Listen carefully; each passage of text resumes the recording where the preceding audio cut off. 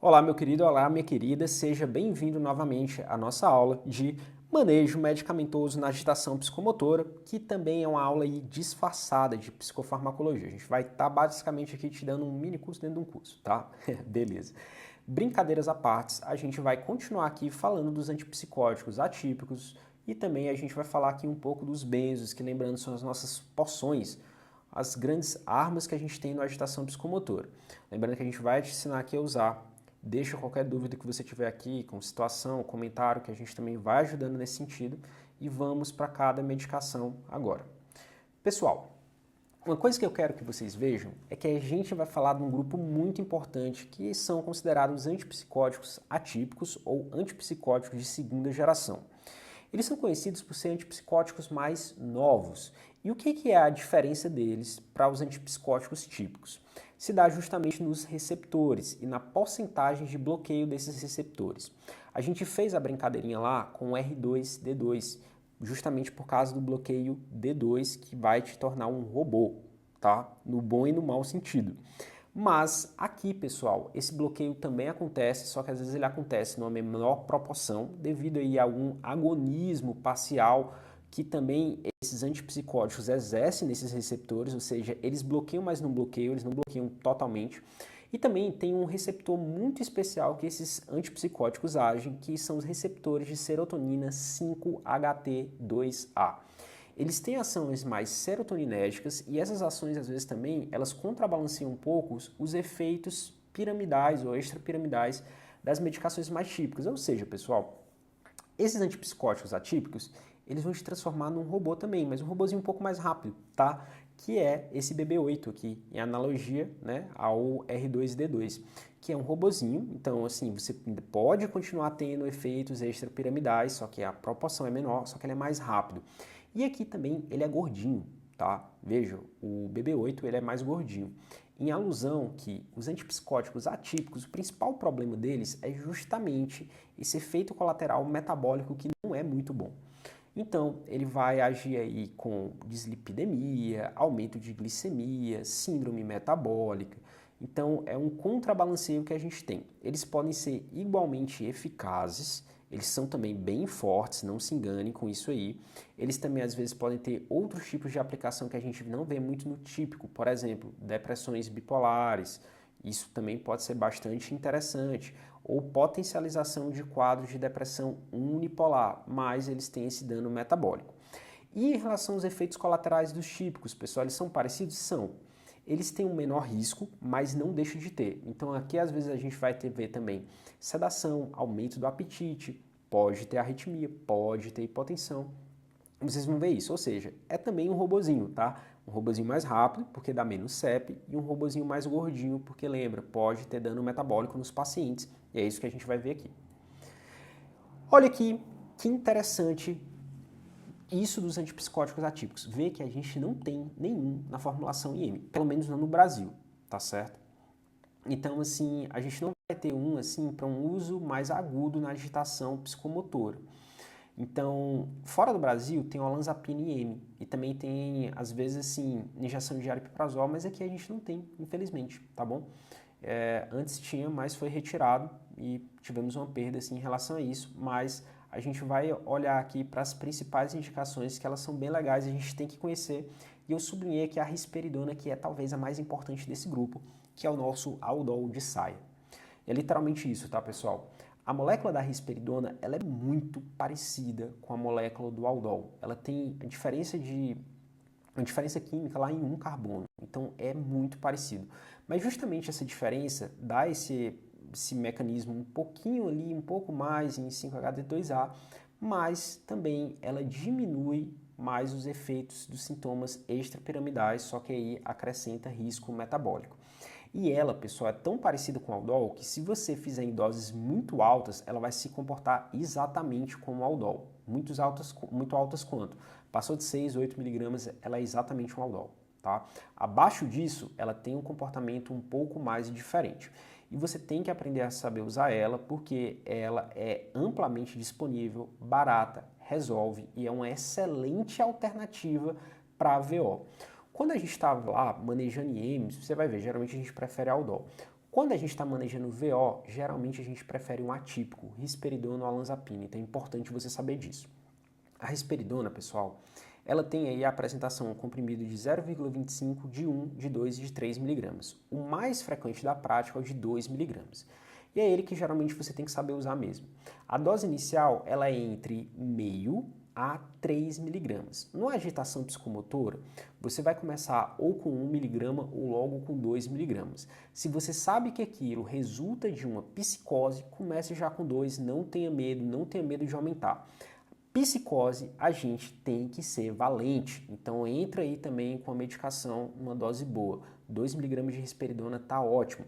E lembra também, por CVO, ela tem uma ação mais lenta, de 30 a 60 minutos, então você vai ter que esperar aí mais ou menos 1 hora para fazer uma reaplicação dela, tenha calma.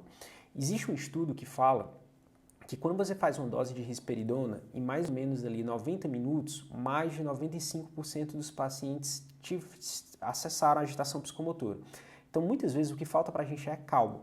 Então, por isso que o tempo de reavaliação, de repetição é a cada 1 a 2 horas. Tá? Se o paciente continua muito agitado, você faz 1 hora. Se ele melhorou, mas ele não está 100%, faz a cada 2 horas. Lembrando que quando você faz isso, você vai deixar, por exemplo, 2 miligramas de risperidona, não chega aí um máximo de, não passa de 8 miligramas dia, tá? E geralmente a gente vai deixar na pressão isso, 2 miligramas dividido em 1 a 2 tomadas, você pode botar também 2 miligramas à noite, 2 miligramas de dia, isso aí também é possível. Mas para resolução de agitação psicomotora, você pode fazer essa dose inicial. Lembrando também que ela tem aí a apresentação em solução de 1 miligrama por ml, então vem num frasquinho com a seringa dosadora que você pode aí justamente saber muito bem quanto é que você está colocando. Então, às vezes você vai botar 1 ml, 1 ml e meio ml, é tranquilo. Para que a gente usa essa apresentação aqui? Principalmente para a criança, tá, pessoal? Então, assim, a risperidona, ela é um antipsicótico que ela é útil em criança. Em quadros psicóticos, mas também às vezes em quadros que a gente pega, por exemplo, no pronto-socorro, que é muito comum, uma agitação no autismo. Então, pode ser feito uma boa medicação ali para controle de sintoma-alvo de agitação, irritabilidade, agressão em pacientes com autismo, isso pode ser feito. Às vezes também quando a gente pega um paciente que é TOD, tá? Transtorno opositor desafiante, muito irritado, com muita agressividade, você pode usar, aqui é onde a solução brilha, você pode fazer também uma dose aí mais ou menos similar do adulto, 1 miligrama, 1 miligrama e meio, 2 miligramas, então por isso que a solução ela pode ser útil, tá? Então ela é sua melhor amiga, você tem que saber usar, e lembrando que a risperidona ela pode ser feita tanto em monoterapia, quanto também ela pode ser feita junto com um benzo na agitação psicomotora. A gente vai ver nas próximas aulas que quando a gente usa VO, geralmente a gente usa em monoterapia, mas lembra que pode ser feita, tá bom?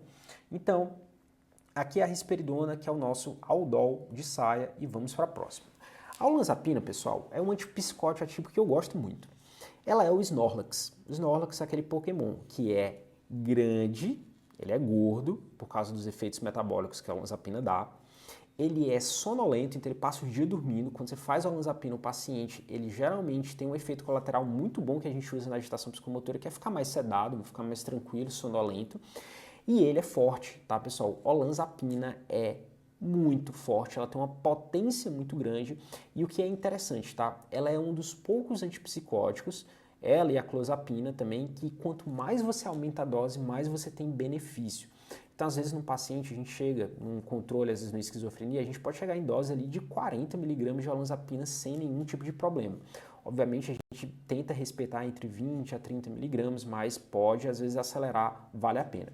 E como que a gente usa ela no contexto de agitação psicomotora? Você tem um comprimido de 2,5, você tem um comprimido de 5 e você tem um comprimido de 10. A dose inicial que você pode fazer é geralmente entre 5 a 10 miligramas. 5 miligramas ali para quando a coisa está mais tranquila, 10 miligramas para quando você já sabe ali que é uma psicose, você quer ali ter uma resposta um pouco mais potente com o paciente, então você faz 10 miligramas sem nenhum tipo de problema. E você vai repetir para todas as medicações VO, essa é a regra, tá? Repete a cada 1 a 2 horas se for necessário, não vai repetir se não for necessário, mas se for, você pode repetir, chegando aí na dose até mais ou menos de 40 miligramas dia. Quando você deixar a medicação, se você, por exemplo, internou o paciente, vai deixar ele em Olanza, pode prescrever em 1 ou 2 tomadas. Então você pode botar, por exemplo, 20 mg de Olanza dividido 10-10 ou 20 mg à noite, não tem nenhum tipo de problema. Lembrando que ela é bem forte, ela responde muito bem em altas doses, mas ela tem esse risco metabólico. Então, por isso que muitas vezes a olanzapina ela cai para a segunda linha. Porque, de fato, o dano metabólico dela é grande. Lembra, pessoal, que isso aqui é uma coisa que levem isso para a prática de vocês, tá?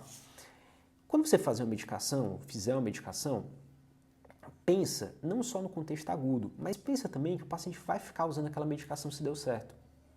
Então, por exemplo, se você faz olanzapina, controlou a agitação, é de uma psicose, provavelmente você vai deixar aquela medicação. Então, você também tem que saber não só o contexto agudo, mas também se preparar para o uso mais prolongado daquele remédio. Então, na olanzapina, praticamente, beleza, controlou, mas às vezes tem um dano metabólico. Outra coisa, a olanzapina é cara, tá?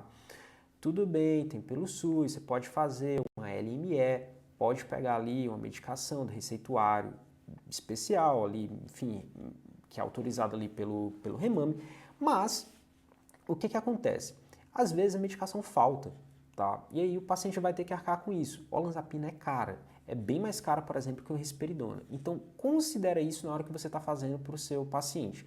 Às vezes eu vejo muita gente usando em pronto-socorro olanzapina, mas lembra, às vezes o paciente vai ficar com aquilo, é uma medicação cara. Por que não usar risperidona? Eu prefiro risperidona, tá? Sendo bem sincero. Quando é que a olanzapina pode ser mais interessante? Olha, eu noto uma superioridade, isso é bem assim de opinião aqui de especialista, tá, pessoal? Assim, você pode discordar, você pode apresentar outras evidências, justo, tá bom? Mas assim, a olanzapina ela é bem legal em quadros de transtorno de humor. Eu gosto bastante. Porque às vezes ela vai cobrir muito bem o polo de mania e quando você está ali numa depressão bipolar, você pode fazer a olanzapina com fluoxetina, costuma ter boas respostas. Então, assim, é uma medicação legal. Opte aí por pacientes que são mais magrinhos, enfim, que isso pode realmente fazer a diferença, tá? E, pessoal, uma outra coisa. A olanzapina, por si só, ela já ceda bastante. Então, ela é uma medicação que a gente não costuma associar a benzodiazepínico, diferente da risperidona. A risperidona você pode ali, por exemplo, não resolveu a agitação, depois você pode fazer um benzo. Tá? A olanzapina evita isso porque pode sedar demais o paciente, lembra, é isso que a gente não quer. Beleza? Vamos para a prima da olanzapina, a nossa mística, a quetiapina. Pessoal, a quetiapina também é uma medicação bem legal. E por que ele é a mística? Mística é uma personagem do X-Men que se transforma. Então ela é muito versátil. Às vezes ela pode se transformar em qualquer tipo de mutante. E a quetiapina é exatamente assim. Ela é uma medicação que, assim, se você tiver na dúvida, a gente costuma brincar, mas assim, dá para resolver a psiquiatria quase toda com quetiapina. Claro que não é bem assim, mas tem um fundo de verdade nisso. Por quê? Porque vamos lá, pessoal. Em baixas doses, ali até 50, 100 miligramas mais ou menos, a quetiapina ela pode ser usada na agitação psicomotora, ela é uma boa medicação que dá sono, então tranquiliza. Às vezes a gente usa ali em quadros um pouco mais de insônia, quando tem um transtorno psiquiátrico de base, uma psicose, pode ser usada sem nenhum problema. Bacana. Passou dessa dose aí, entre 100 a 200 miligramas, ela é uma medicação, desculpa, entre 100 a 300, 400 miligramas, ela é uma medicação legal para quadros de humor. Então, às vezes para depressão bipolar, às vezes também para potencialização de depressões unipolares. Então, assim, ela é ótima, tá? Realmente é uma medicação muito boa e é primeira linha para depressão bipolar. Então, você pode recorrer à quetiapina. Ceda bastante, lembre disso, e também tem um dano no metabolismo parecido, mas menor do que a olanzapina. Então, lembre disso também. Beleza. E passou de 400 miligramas, então a dose às vezes que você pode chegar até 800, 1.200 miligramas dia, sim, isso é possível, tá? Ela é boa para psicose, então ela é um antipsicótico. Nessa dose acima de 400 miligramas, acima de 450 miligramas, mas lembra, ela é um antipsicótico um pouco mais fraco que a olanzapina, um pouco mais fraco que a risperidona, um pouco mais fraco que o Paldol, então assim, para uma psicose muito raiz, controlar às vezes com quetiapina é meio difícil, tá? Então, mais para você saber, ela tem esses usos e por isso que ela é tão versátil, por isso que ela aqui é a nossa mística, tá? Mas como que você usa a quetiapina na agitação psicomotora? Pessoal, você vai geralmente usar aí comprimidos de 25, de 50 ou de 100. Você pode fazer uma dose inicial de 25 miligramas, às vezes você pode fazer uma dose inicial de 50 miligramas, às vezes você pode fazer uma dose até de 100 miligramas. Não é interessante passar disso. Por quê? Porque a quetiapina ela pode dar hipotensão ortostática. Então, se você der às vezes uma dose acima de 100 miligramas para o paciente, ele pode ficar meio mal. Quanto que é uma dose legal assim para usar na emergência? 50 miligramas, tá? Ótimo. Então, ela é bem interessante. E aqui ela também brilha bastante, tá, pessoal? Imagina que você pega uma situação que você não quer usar um benzo e você quer tranquilizar a pessoa, você quer dar ali uma contida nela, uma sedada nela, uma tranquilizada, e você não quer recorrer a um benzo, seja porque uso de substância, seja porque a pessoa tem um transtorno de personalidade borderline, tá? Pessoas com transtorno de personalidade borderline, se você fizer benzo, às vezes elas pioram. Então, uma boa alternativa é quetiapina. Chegou lá um paciente que está com autolesão não suicida, cheio de automutilação no braço, desregulado, você pode fazer ali 50 miligramas de quetiapina, isso costuma ajudar, tá certo? Costuma deixar a pessoa mais tranquila, um pouco mais saudável. Não deu certo, em cada 1 ou 2 horas você pode repetir ali mais 50 miligramas de quetiapina. Então, na minha prática, em casos ali de transtorno de personalidade, eu costumo usar quetiapina. Quando é mais psicose, eu vou mais para olanza ou risperidona. Quando não são quadros psicóticos, assim, eu vejo e que são quadros mais de humor, de transtorno de personalidade, às vezes a pessoa está muito ansiosa, está meio agitada por causa da ansiedade, quetiapina vai muito bem e você pode deixar isso, pode às vezes inclusive até deixar para uso ambulatorial, eu acho que vale muito a pena, tá? Mas lembrando, como é um antipsicótico, dá dano de metabolismo, da síndrome metabólica, tem que prestar atenção e tomar cuidado. Mas ela é extremamente versátil e é bem legal, tá? Beleza, pessoal, vamos falar aqui também dele do aripiprazol, a nossa ARPA, tá? ARPA, para você lembrar de arpejo, que é o nome comercial do aripiprazol. Como que funciona assim um pouco o aripiprazol? Ele também é um antipsicótico atípico, com agonismo parcial aí em receptores dopaminérgicos e é uma alternativa interessante, tá? Ele deixa o paciente, ele não é assim, digamos, tão bom, apesar de que pode ser usado em agitação psicomotora, mas ele é uma alternativa interessante, legal aí para quadros, às vezes um pouco de esquizofrenia, às vezes também para quadros que você precisa assim, potencializar alguma medicação ali que o paciente está tomando, mas como a gente está falando aqui de agitação psicomotora, ele pode ser usado? Pode. É mais fraco que os outros? Eu acho, tá? Enfim, eu acho ele um pouquinho mais fraco, mas a gente vai ver onde é que ele brilha, tá? Que isso é interessante. A apresentação dele de comprimidos tem comprimidos de 10, de 15, de 20, de 30. E a dose inicial que você vai fazer geralmente é de 5, pode ser 2,5 a 5 a 15 miligramas. Beleza. Considerações aqui sobre essa dose. Pessoal, o aripiprazol, ele, apesar de ser um antipsicótico atípico, ele dá muita acatesia. Então, assim, às vezes você faz uma dose de aripiprazol numa pessoa que não tem, assim, nunca tomou na vida, o que ela pode sentir é justamente aquela sensação subjetiva de estar inquieta, de que precisa se mexer, de que está desconfortável. Geralmente o paciente se mexe, às vezes isso pode ser confundido, inclusive, com agitação psicomotora, então tem que ter muito cuidado. Aripiprazol é um dos antipsicóticos aí que eu mais vejo na minha prática fazendo acatesia. Beleza. Por isso, a aripiprazol é uma medicação que ou dá muito certo ou dá muito errado. Se deu acatesia, você vai priorizar por doses menores e por um aumento mais lento. Então, eu não gosto de fazer ele tanto assim na agitação psicomotora por causa disso, porque pode ser que me confunda e também porque ele não é tão forte assim quanto olanzapina e risperidona ou haloperidol. Então, a gente tende a evitar assim nesses casos, tá bom? E você pode, enfim, falando aqui da dose, fazer ali um comprimido de 10, metade do comprimido de 5 miligramas, tem um início de ação aí em 30, 60 minutos, você chega na dose máxima ao dia de 30 miligramas e repete aí uma regrazinha geral aí para VO a cada 1 ou 2 horas. Só que, pessoal, ela é uma medicação cara, geralmente é pouco disponível, tá? E é mais fraca que os outros, mas onde é que ele brilha? É justamente por ter essa solução, que isso é bem legal. Então a gente tem duas formas aí de soluções do aripiprazol.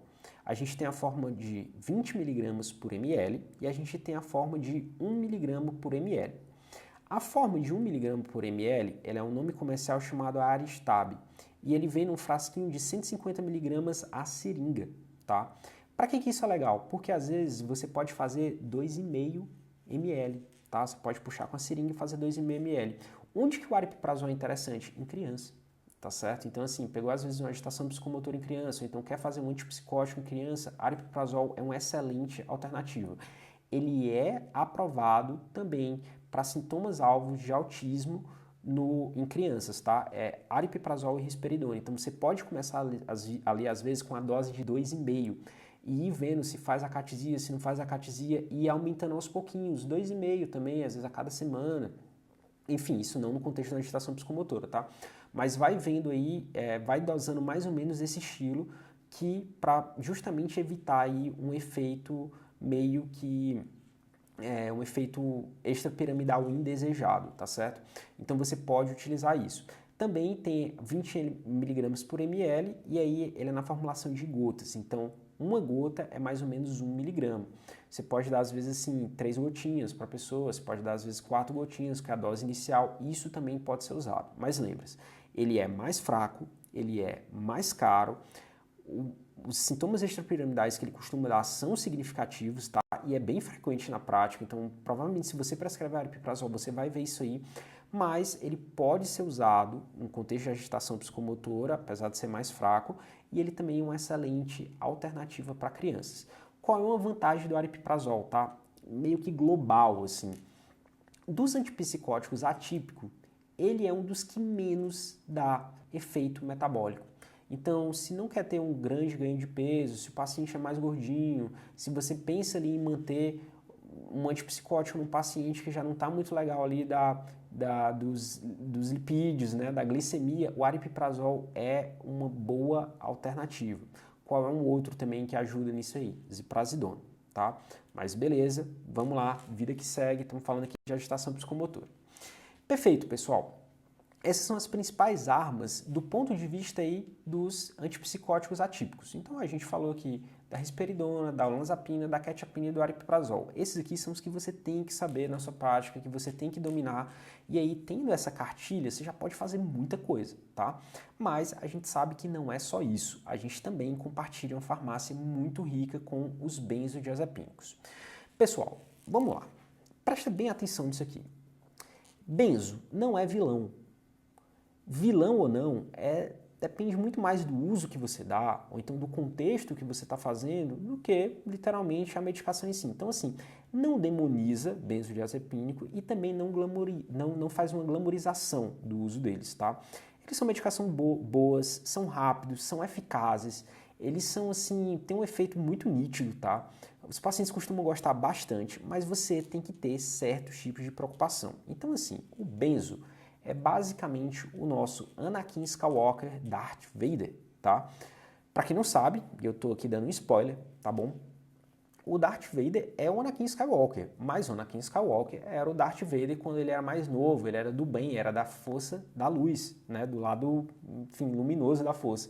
Só que o Anakin Skywalker, ele se corrompeu e ele depois vira o Darth Vader, né? Desculpa aí se você ainda não acompanhou a franquia Star Wars, mas é isso que acontece. E é isso que acontece também com os benzodiazepínicos, tá bom? Se você usar eles corretamente, eles vão ser o Anakin Skywalker. Só que se você usar errado, principalmente se você assim, não tem um plano de tratamento, se você não continua, se você extrapola demais, você vai pegar os riscos dos benzodiazepínicos e aí vai para o Darth Vader. Beleza. Os benzodiazepínicos, no geral, eles agem nos receptores que a gente chama de GABA, que está relacionado com mais uma atividade aí depressora ou então hipomoduladora do sistema nervoso central como um todo, tá? Ele é o principal aí, são os principais receptores que fazem um certo tipo de arrefecimento, ou então de baixa nas neurotransmissões. E isso a gente utiliza, tá? A gente vai utilizar para fins mais sedativos, de tranquilização, fins hipnóticos, então você vai fazer o paciente dormir. Eles têm fins miorrelaxantes, então eles vão liberar o tônus do paciente, isso também pode ser muito útil. E ele também tem ação anticonvulsivante, eles são aí primeira linha em crises epilépticas, tá?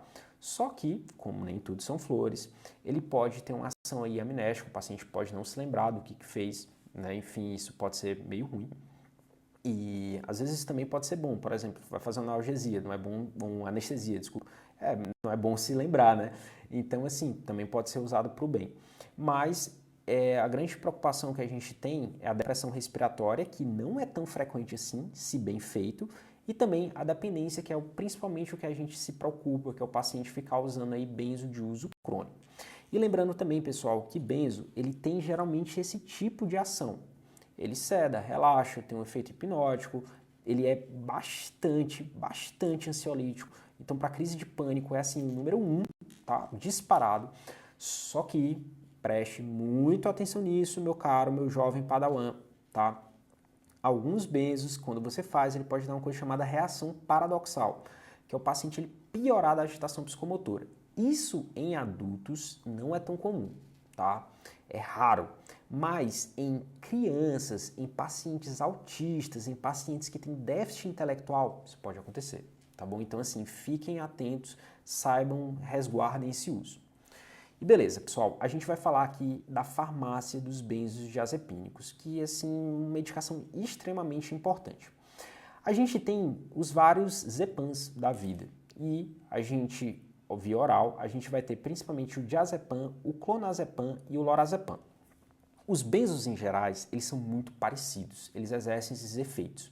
Só que um ou outro tem mais particularidade.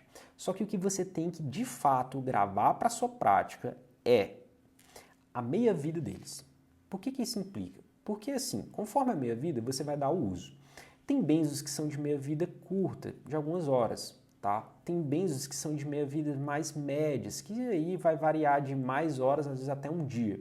E tem benzos de meia-vida mais longa, que demoram aí de um dia a alguns dias circulando pelo organismo da pessoa. E por que isso é interessante, tá, pessoal? Por causa disso que a gente vai ver agora aqui. Beleza. Olha essa tabela aqui que a gente deixou. A gente deixou aqui os principais benzos, VOs, que você vai utilizar. E esses três você vai ter que saber. O diazepam, o clonazepam e o lorazepam. O diazepam e o clonazepam, eles são ótimos benzos de meia-vida longa. Para que eu vou usar eles, tá? O paciente está tendo um ataque de pânico. Eu uso diazepam. Por que a meia-vida longa aqui é melhor? Por quê, pessoal?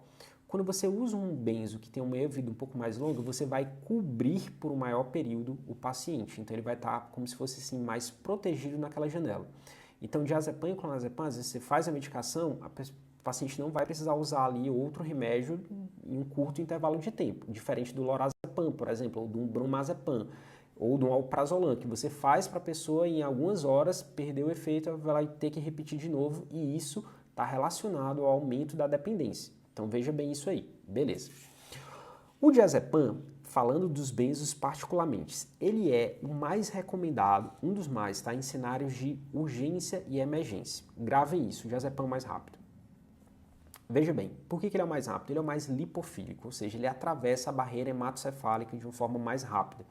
Então, ó, você pode ver bem aqui que a gente botou nessa coluna, pico. Ele faz pico geralmente em 30 minutos. O efeito dele é muito rápido. Não é o clonazepam sublingual, como muita gente pensa. A vantagem do sublingual é mais um mecanismo que evita ali uma passagem no fígado. Mas o mais rápido de todos é o diazepam. Então, quando você está diante de um ataque de pânico, de uma agudização de uma crise ansiosa ou de uma agitação psicomotora, você vai preferir o diazepam. Não tem? Pode usar clonazepam? Pode, obviamente, tá certo? Não tem problema. Mas o diazepam é bem legal, tá? E o diazepam, pessoal, ele tem no comprimido de 5 e no comprimido de 10 miligramas. Você pode começar aí com qualquer uma dessas doses. Você pode fazer tanto de 5 quanto de 10, vai reavaliando aí para ver. E aí, assim, como a gente está aqui uma regra geral, VO, se precisar refazer, né, ou então reaplicar, você vai esperar aí mais ou menos uns 40, 50 minutos, que é o tempo aí que a medicação deu para fazer efeito, tá? Isso como regra geral. Beleza. Lembrar que a dose máxima em 24 horas que você pode fazer é 40 miligramas. Mas isso aqui varia de literatura para literatura. Obviamente, se o paciente está tendo aí uma abstinência alcoólica, você pode chegar em doses que são muito maiores que isso aqui. Você pode chegar a 120 miligramas, 160 miligramas. Então o paciente já está acostumado com essas dosagens. Então o diazepam ele é excelente para isso e ele também é o benzo de preferência em abstinência alcoólica, tá? Lembra disso, não é intoxicação alcoólica, abstinência alcoólica, grava ele. Beleza, pessoal. Só que a gente também tem o lorazepam, que é importante você conhecer. Por que o lorazepam é legal, tá? O lorazepam, pessoal, ele é um benzo, assim, de meia vida mais curta.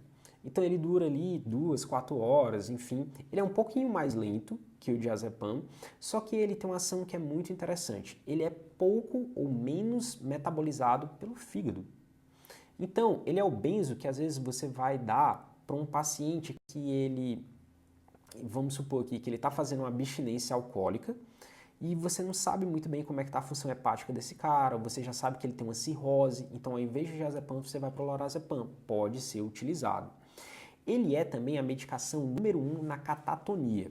Não é que você não possa usar outros benzos na catatonia, você pode. Tá? Você pode usar outros benzos na catatonia. Mas o lorazepam, ele é o mais consolidado, é o que tem mais estudos. Como é que você faz o lorazepam na catatonia? Você entra com 2 mg de 8 em 8 horas, tá certo? E aí você vai aumentando ali mais ou menos a cada 2, 3 dias, a cada semana, mais 2 mg em cada horário, podendo chegar no máximo aí de 24 a 30 mg, dose máxima no dia. Mas o lorazepam é bem legal. Ele tem aí comprimidos de 1 a 2 mg e a dose no PS você pode fazer 2 mg aí, por exemplo, uma crise de ansiedade, pode ser feito, não tem problema, enfim, legal. E a dose máxima que você atinge aí no dia no PS entre 10 a 20 mg. Ele não é só bom na catatonia e também em hepatopatas, mas ele também é bom em gestante, tá certo? Por que isso é interessante? Porque assim, às vezes você vai pegar uma gestante que ela chegou com uma crise de ansiedade no pronto-socorro. Você pode às vezes optar por um Neosine, ou então às vezes você pode optar também por um lorazepam. Geralmente a gente usa Neosine, tá? Mas quer fazer um benzo numa gestante? Opte por benzo de meia vida curta. O lorazepam é a nossa alternativa VO, o midazolam é a nossa alternativa IM, tá? Em gestantes. Mas lembre-se disso. Por quê, pessoal? Porque uma meia-vida mais curta, ela geralmente vai passar menos também para o feto.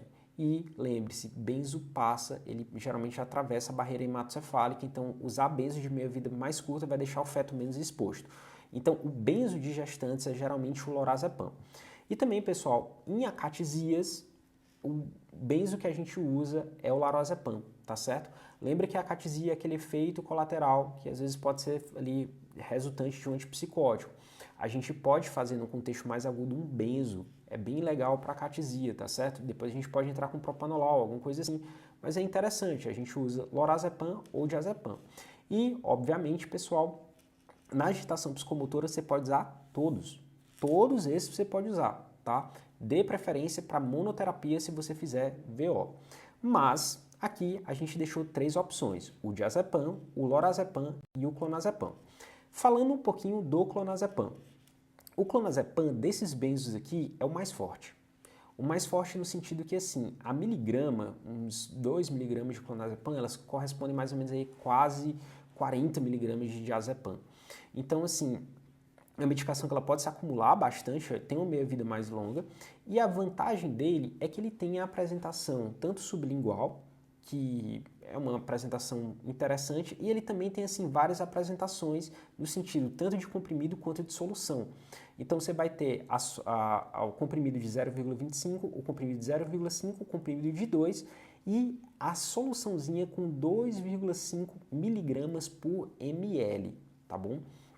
Então, assim, no pronto-socorro, você geralmente vai fazer uma dose aí de meio a 1 miligrama de clonazepam. Casos que são mais graves, você faz aí 2 com dose inicial, tá? Ou às vezes você também pode pingar aí, geralmente, umas gotinhas, tá certo?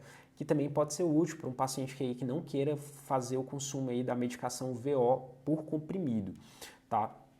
Então, isso é importante para você pesar na sua prática e geralmente aí cerca de 5 gotinhas vai dar aí mais ou menos entre 0,5 a 0,75 miligramas de clonazepam. Isso aí vale a pena você guardar aí mais ou menos na sua memória. E beleza, pessoal, essa aqui é a nossa farmácia VO dos benzodiazepínicos. Mas a gente também tem a nossa farmácia IM. E o grande destaque para ela vai para o midazolam. O midazolam, pessoal, é um benzo de ação curta e ele é um benzo que é muito interessante na nossa prática. Por quê? Porque nas agitações psicomotoras mais moderadas ou graves, ele pode ser feito IM, e geralmente a gente faz em combinação dele com o haloperidol. Então uma combinação muito comum é aldol com mida, tá? Que é o aldol com midazolam. É relativamente seguro, tá? Então assim, você não vai ver muita depressão respiratória aí, como falam, com aldol com midazolam, e ele costuma ser muito rápido. Então, o que é legal com ele? Ele é muito eficaz, tá?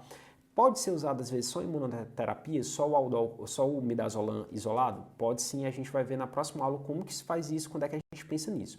Mas lembra disso aí, o mida é o nosso grande benzo IM. Pensou em fazer um benzo intramuscular, você vai pensar em midazolam. Ele tem duas apresentações, tá? Ele tem ampola de 5 mg, que tem 5 ml, e a gente também tem ampola de 15 mg por 3 ml. A que a gente mais usa é essa de 15 mg por 3 ml. E aqui é interessante, tá? Quando você quebra metade da ampola, você tem metade da ampola, mais ou menos ali 1,5, você vai ter ali 7,5 mg, que é geralmente a dose que a gente faz. A dose inicial ela vai de 2 mg a 15 mg e você pode repetir a cada 10 a 30 minutos.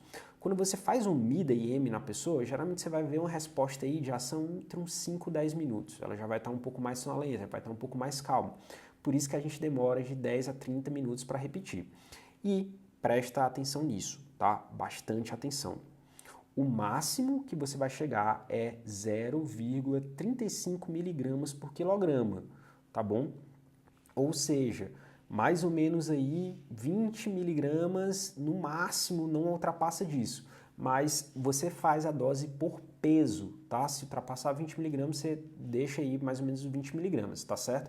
E isso, pessoal, só para vocês terem noção, né? Enfim, dá mais ou menos aí uma ampola, uma e meia, 2 ampolas, fez o máximo disso aí, acho que não vale mais a pena continuar por causa do risco, tá bom?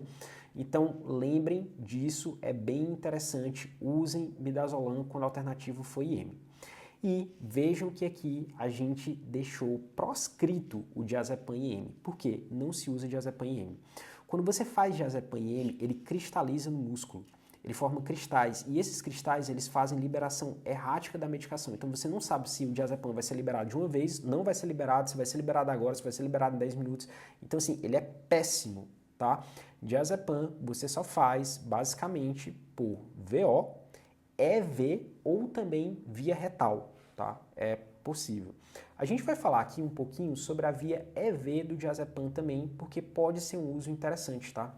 Quando que a gente pensa, assim, geralmente usar a via EV?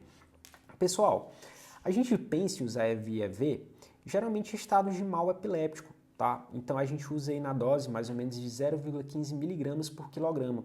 Você pode fazer diretamente, né? Você bota na ampola e pode fazer diretamente na veia do paciente, tá? Não precisa diluir nem nada. Faz só, enfim, não faz só muito rápido, deixa aí mais ou menos ali uma administração em 1 a 2 minutinhos, tá? É cerca aí de 5 miligramas por minuto. A ampola do diazepam, ela é uma ampola de 5 miligramas por ml. Ela tem 2 ml, ou seja, cada ampola tem 10 miligramas. Você vai fazer aí mais ou menos 5 miligramas a cada 1 minuto. E beleza, pegou um paciente lá que tem estado de mal, você pode repetir uma vez, isso aí é tranquilo. E também, isso é mais da neurologia, né? Mais da gente aqui da psiquiatria, um caso às vezes que é bem comum é a abstinência grave, tá certo? Ou moderada de álcool. Então, nas abstinências alcoólicas, você vai dar preferência por VO, quando o paciente consegue tomar VO, mas muitas vezes ele não vai conseguir tomar VO. E aí você vai naturalmente fazer o diazepam EV, você pode fazer isso aí. Você pode fazer uma ou meia ampola e repetir a cada 5 a 10 minutos. Até quando você vai repetir? Até o paciente melhorar. Então, quando ele parar de tremer, quando ele parar de ter sudorese, quando às vezes ele ficar um pouco menos agitado, você vai sempre monitorizando, sempre reavaliando, mas nesses pacientes, geralmente, a gente chega com doses altas de benzodiazepínica. Às vezes a gente faz 40, 60 miligramas para até o paciente melhorar. já teve paciente que ele só melhorou com 100 miligramas de diazepam, tá certo? Então, assim, tem que ter uma equipe, tem que ser conduzido preferencialmente pelo clínico, mas aqui a gente vai te ensinar tudo porque você tem que saber fazer.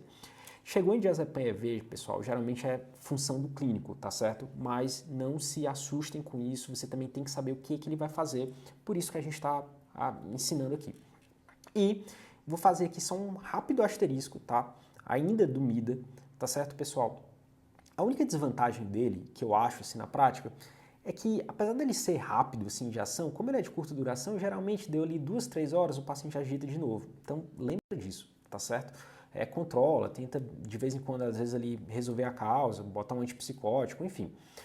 Mas só para você saber assim direitinho que eu acho que isso é importante. E pessoal, a gente deixou aqui também as ampolas, tá certo? Então aqui tá a ampola do diazepam com 5 mg por ml, tá aqui a ampola do MIDA, tá?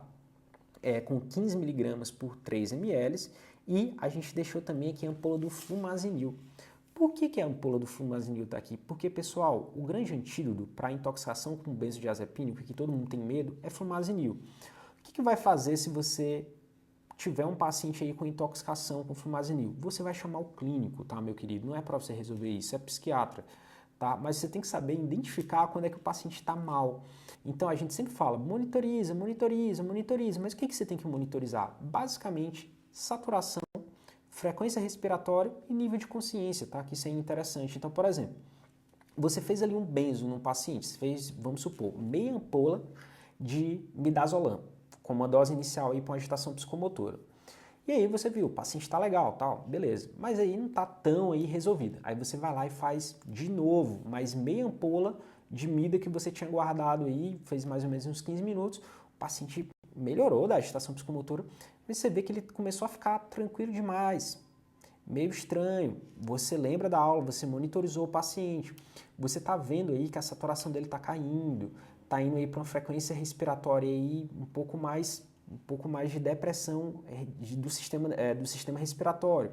Quando a frequência está abaixo de 10 e a saturação está abaixo de 90%, é interessante você pensar em fazer flumazenil.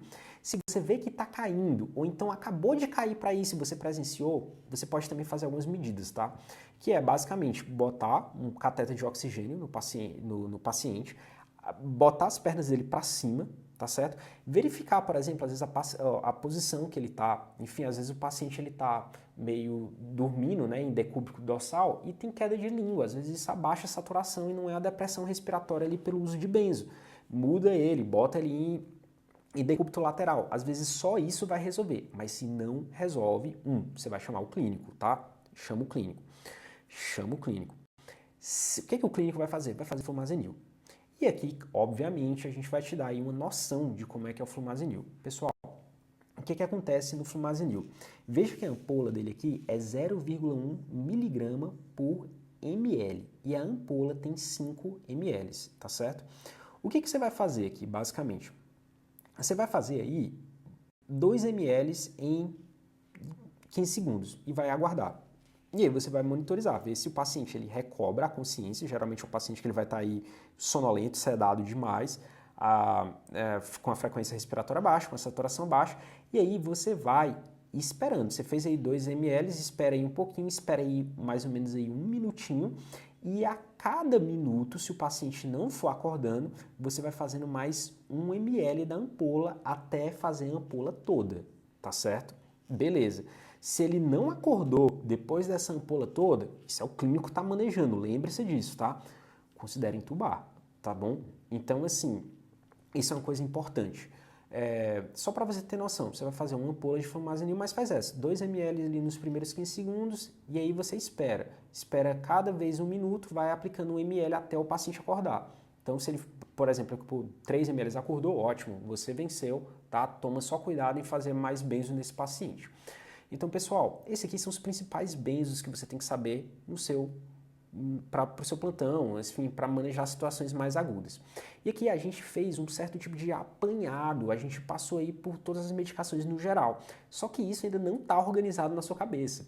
Nessa próxima aula a gente vai te ensinar a organizar tudo isso e como é que você monta um fluxograma na agitação psicomotora. Mas essa base aqui, ela é necessária para você entender isso e, claro, Isso vai te ajudar muito na sua prática, vai te ajudar muito com seus pacientes. Lembre de deixar suas dúvidas aqui nos comentários e dúvidas da situação da prática. Um grande abraço e até logo.